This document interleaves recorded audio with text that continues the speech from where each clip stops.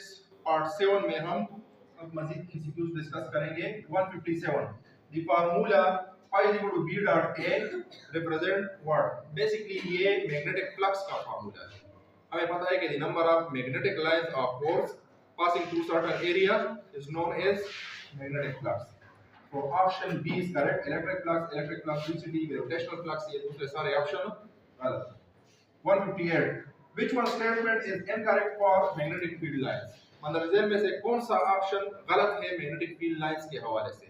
तो correct option पहले मैं आपको बताता चलूं कि line start at north end and at south, ये ऑप्शन सही है।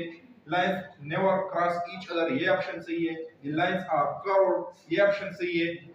Magnetic field lines are strongest when lines are farthest, ये गलत ऑप्शन। लाइंस जब क्लोज होंगे तो मैग्नेटिक फील्ड स्ट्रांग होगा, न कि फार होंगे। इसी वजह से option D is incorrect option.